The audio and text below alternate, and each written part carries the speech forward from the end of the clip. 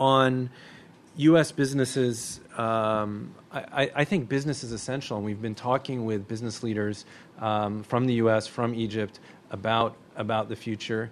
And part of the reason that we have $100 million set aside for economic growth in Egypt is because we know that business development, that the economy, that the growth of the economy is vital for the success of democracy in Egypt. And so that's why we're focusing on both areas.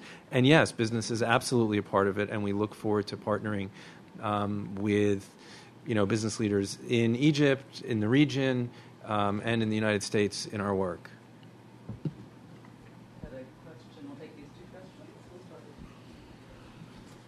Hi, C.W. Whitfield from National Conference of State Legislatures International Programs Department. It's a long name. I was wondering, what are y'all's expectations for the future of U.S. interaction with the Egyptian Parliament specifically, and for the USAID structure's role in that interaction, with an eye to exchange programs and education programs things of that nature? Do you want to talk about just sort of your expectations of the Parliament, and then I'll... Okay. Did you want to take two? Yeah. Oh, sorry. I'm Garrett from the Egyptian Embassy.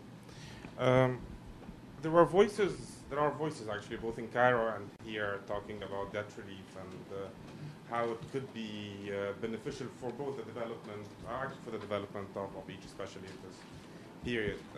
On a second note, about the annual report, there is something which I was really wondering about. Was there any type of consultation with the government in order to understand at least what is their perspective in the different fields?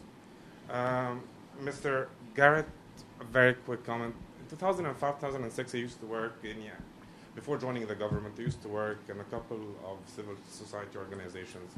And one of the concerns which I've heard in a number of places was, should you really, to which extent should we welcome government-funded foreign organizations working in the political arena?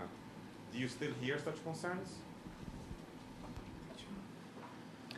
I would say the expectations for the Parliament would be that you have a Parliament that actually well, again, depending upon the system and how this is going to actually be finally structured, a Parliament that remains in contact with its constituency, a Parliament that builds institutions that remain. For instance, some of the work that we have done in Iraq is building up something similar to the Congressional Research Service that is there to provide nonpartisan, unbiased, research-based legislation. So I think that would be the sorts of things that need to be done. The Egyptian people that one hears from tends to, they want a parliament that's strong, and they want a parliament that's a counterbalance to the executive branch of Egypt. So an institution that stands on its own. And then just very quickly to your question about, I was surprised to see when I was there in February and in parts of March how entirely welcome we were by a number of different groups. I will admit that there were some nationalist groups that we have had relationships through the years that actually have come to training programs outside of the country that we've done, who said now they would have to take stock and make certain that we were an up-and-up group and that we weren't representing some type of intelligence system here in the United States. But for the most part, people are willing to accept our interaction. We're not new. We've been there since 2005. So I think that's put a lot of that to rest. On the question of the Parliament, I think that, again, as you can tell from the way I characterized our existing program for democracy and governance, where we're talking about civic engagement, elections, transparency, we're just first focusing on the society engaging with society and society sort of energizing and empowering government. So that's step one. I think the parliamentary questions are down the line, and we need to see how the new parliament takes shape. On the question from my colleague from the representative of the government of Egypt, I think probably it's better that we have a conversation one-on-one about the issues that have been raised in private and in public between the U.S. government and the government of Egypt. But there certainly has been dialogue about the two issues that you've raised. So, I mean, I'd be happy to engage you one-on-one, but certainly those issues, the two issues that you have raised have also been raised by your other colleagues in the government as well. So we can address that one-on-one. Great. Last two questions, the lady in the back and the lady here. Hi, I'm Vivian Fisher. I'm just a student at American University. There's been some discussion in some of my classes about a power vacuum that's been created, and I'm just wondering if that's a legitimate concern, or if, like you talked about, maybe it's better if the parliament gains strength from that. But I don't know, is it true the lack of leadership people have been talking about, or can you talk about that? Thank you. Laura Campbell from the Center for International Science and Technology Advancement. And I'm wondering what role do you see specifically for science and technology development as part of the economic development goals in Egypt? And within that, are you willing to fund Egyptian government entities like the Ministry of Higher Education or the Science and Technology Development Fund as part of your ongoing plan?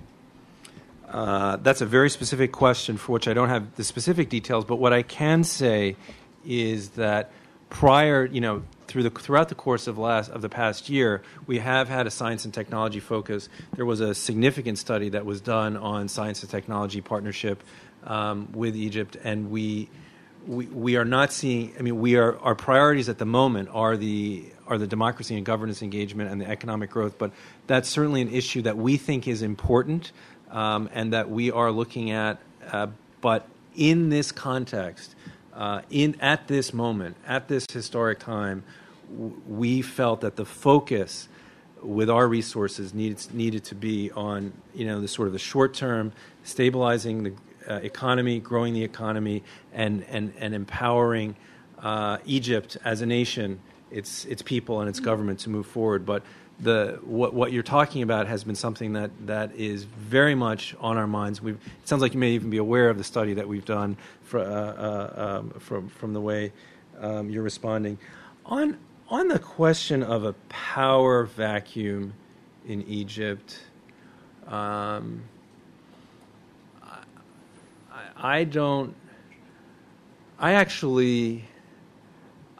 see it almost the other way around. I mean, I actually think what you have is maybe a power surge in Egypt, where you have government bureaucrats who are all still in place. You have the army that's still in place, and what you've now added to that is an empowered civil society. So I don't know what others think, but I almost see I don't see a power vacuum. What I see is a bigger chunk of society playing a role in shaping their destiny, and I as an American, I think that's a great thing. Any thoughts, Tom? I would just say that as I look at Egypt as an outsider, I see very positive things. I see a peaceful revolution. I see different elements of society working together to affect change. One hears, it's interesting, I think, sometimes the language it's used. I don't see the Muslim Brotherhood as having hijacked anything. I see them as stepping forward now into a more open system, and they represent, a legitimate body of belief there, as do some of the moderate and secular-oriented groups. So I don't know that I would say I see a power vacuum either. I see a restructuring of the country in a way that the people seem to most want.